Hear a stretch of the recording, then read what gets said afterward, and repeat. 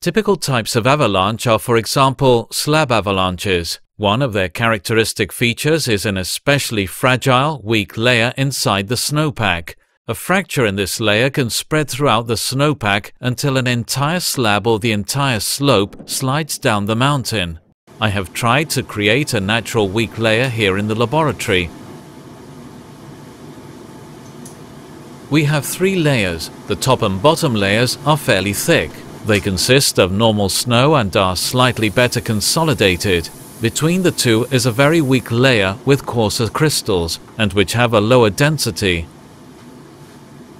It is a good representation of a weak layer as found in a natural snowpack.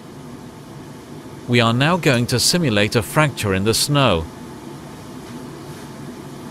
A plate has been placed on top of the snow specimen.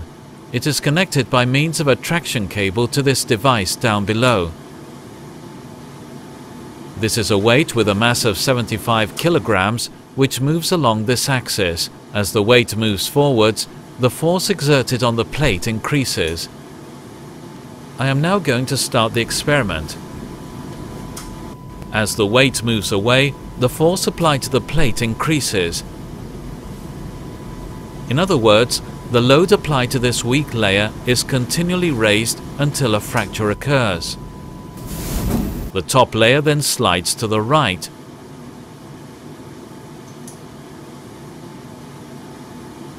We measure the loading force and deformation during the fracture process. At the same time, we capture the noises in the ultrasound range. The sounds are generated by small cracks in the snow that occur before the actual fracture takes place. With this experiment, we hope to gain a better understanding of which fractures lead to an area-wide failure of the snowpack and which do not. We hope that in the future, the acoustic data can be used to predict a fracture and therefore also the release of an avalanche.